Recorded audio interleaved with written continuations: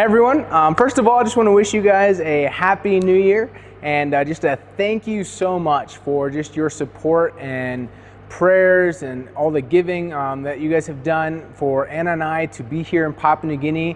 So we arrived, we had to do some language study, some orientation, finally able to actually start flying the Kodiak 100 in August. And so I've been flying the airplane since August, actually in the pilot's seat. And we basically had a projected schedule of if I started in August, I would hopefully be flying my first solo flight or without instructor by the end of February, early March. And during this time, I would go and fly with my instructor, and we were doing missionary flights. So we were flying out supplies, people, and many times we would hook up with a helicopter and we would bring out the supplies because we could carry a lot more weight in the airplane. Land somewhere with an airstrip, the helicopter would come, pick up our load, pick up our passengers, and shuttle back and forth to a nearby location that didn't have an airstrip, or if the airstrip was still being built. And so we were able to help support different missionaries and different church works that way. But meanwhile, I was just learning Papua New Guinea flying. I was learning the weather, learning what the patterns are like, learning some of the new airstrips, the location, the terrain, where the mountains are, where the valleys are, and all these things I'm just being exposed to, practicing, learning. And I thank you guys so much for you guys who have been praying for us, for safety, for myself and my instructor, and for learning. There was a lot to learn, and just thank you that you guys have prayed and the Lord just blessed and allowed that to happen. And right before the end of December of 2022, I was able to fly this airplane by myself. The instructor basically was like, all right, go fly a couple times by yourself. And he got out and flew. I flew a couple patterns around the airport. And then the following week, I was able to do one of my first missionary flights. So I took a group of missionaries to a grass airstrip and dropped them off with all their supplies so they didn't have to hike. And it's been a really neat experience, and just really thankful the Lord has allowed me to get to the point where I've soloed. And now I'm starting to do some flights on my own. But at the same time, the training is still not done. And so we'd ask continued prayer for as I learn to operate in different locations. So kind of where I'm at, and I'll kind of explain like what's going on and what the deal is, because it's like, hey, I thought you were a pilot when you went over. Why do you have to do so much training? So right now I can fly to pretty much all the major cities with paved runways and a few dirt or grass runways that are very long and have just ample opportunity for me to decide to go around or not, and just they're not quite critical or as close tolerance runways as some of the other ones we operate on. And so right now I am beginning to just grow in my abilities and confidence in flying by myself here in this country and going to these major airports. Meanwhile, I'm also still going to be working with an instructor to continue growing in my abilities to land on more technical runways. For example, like here's some of the things that we have to learn. For every runway, they each have their own little special, unique thing that you got to learn about them. One of the ones, I'll just give you an example, is Moonbill. This was actually the very first grass airstrip that my instructor hopped out on and let me land by myself at. So Moonbill is a relatively long airstrip in comparison to what we fly in here in Papua New Guinea, but there are some unique things about it. First of all, the airstrip is located in the mountains. It's about 15 to 20 miles away from Indonesia and the border, so very far end, very remote place of Papua New Guinea. And to fly into this airstrip, there's just a few things that are just unique. The first one is that when you come to land, you actually can't line up with the runway until the very end before you touch the wheels, because there's a big mountain that's sitting right in front of it. So you actually fly at an angle, you come down, and then you turn, and then you land at the runway. But if you back up a little bit before you even get to this angle that you're flying on, there's another problem that is with Moonbill. Behind Moonbill, as you're approaching the runway, there's a lot of rising terrain. And so with all those mountains, once you descend to a certain point, you can't outclimb the mountains behind it. So for any reason you had to go around or you couldn't land, if you were to add power and try to climb out and go around, you'd actually hit the terrain on the other side. And so with Moonbill, you have to have what we call a committal point. And so these are things that I'm learning, and individual runways, where the committal points are. So before you come into the valley, we have very specific tolerance of what airspeed we have to be at, what altitude we have to be at. And at that point, maybe a mile, 3/4 of a mile, half mile, each runway is different. We have to decide whether or not we are committed to land or not, which is a little unique because in the United States, a lot of the airstrips, you can almost touch your wheels and decide, oh, I don't want to land anymore, and then take off again, and there's no problem. But with these airstrips, you can't do that. And so you commit, then you fly this angle down the side, and at the last minute, you line up with the runway, and you touch down at the end of the runway and come to a stop. So all these factors I'm having to learn new as being first time in Papua New Guinea, first time flying at these airstrips. I have to learn all those nuances. But it doesn't stop there. It even continues on to once you're on the ground at Moonbill, it's grass and it's dirt and it's mud. And when it rains, it changes the firmness of the landing strip significantly.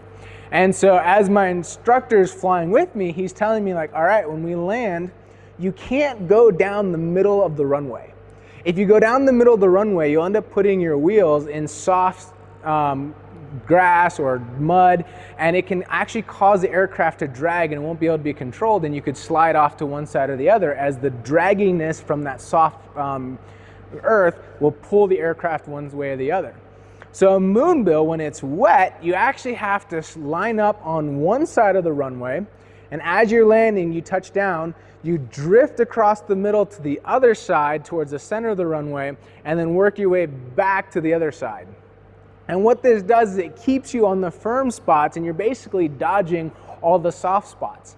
And so as a new pilot, you would have no idea. It all looks like grass, but as an instructor who's been here for years is passing on his knowledge, his understanding of the runway, and allowing me to get an idea, be able to see it, and then start to grow my own knowledge and understanding so that when I come and operate here, then I can do it safely.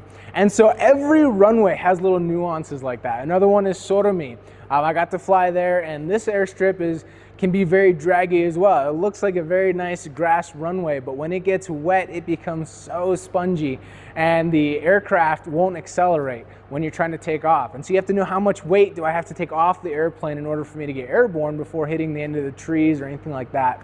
And so right now, even though I'm flying the airplane by myself, I can't go to those locations until I get a little more experience with just individual runways, and then as I get more experience with each individual runway, I'll begin to be signed off for those runways. And Lord willing, in the near future, as I get more and more runways, I'll become more and more of a useful help to the missionaries, and we'll be able to fly out, give them their supplies, pick them up, get them medical care, whatever it is that we can do to encourage them, edify them, and enable them to be able to plant the churches and succeed in the goal and why they're there.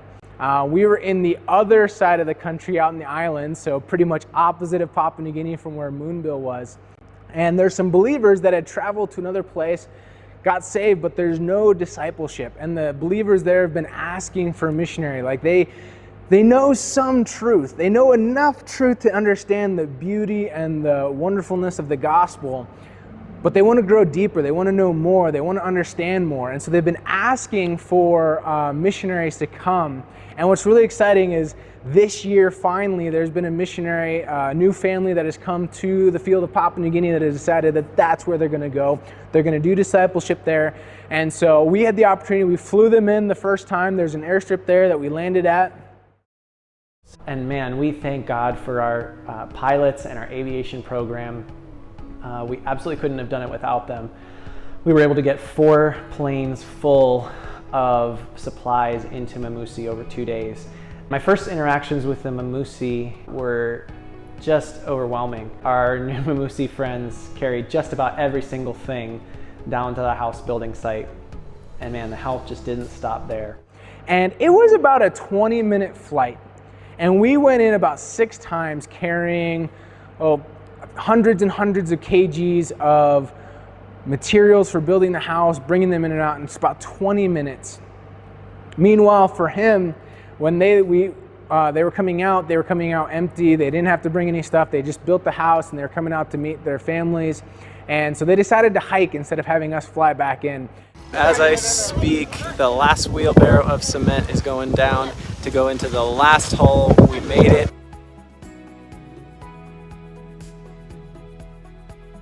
We began what is among the most feared hikes for sure in this part of PNG. It was a grueling hike, definitely the hardest hike I have ever done. I'm sure that looks very flat. I can assure you it is not. If we were walking flat, I'd be walking that direction. Instead, we're walking that direction, straight down the mountain. So we're feeling pretty exhausted, but we can do this. But 2 days after we left Mamusi land, we finally made it back here to our families, and we were just so grateful to be back home. And so it is a huge blessing. They were so thankful when we showed up with the airplane and not having to hike in all the supplies. It was hard enough for them to hike out empty, but to bring all that stuff in, the gasoline and all this stuff, is aviation is just such a tremendous tool. And we just want to say thank you for being a part of that, because it is a huge help. One of the last, I'll wrap this up here shortly, but one of the last things I did want to share is just we are hoping to get some more helicopters here, because we found that the airplane is a really useful tool, but it really is even better when we can pair it with the helicopter. And the Lord has provided one helicopter. It's already in the United States getting prepared to ship here, and we just, as an organization, ordered our third one. That will be our last helicopter that we need for Papua New Guinea. And what's amazing is the Lord provided the millions of dollars to make that happen. And not only that, is we need to build another hangar, because this hangar right here that I'm standing in is full, and we need another hangar so we don't have to keep these $1 million aircraft outside, but we can protect them from the elements and preserve their life.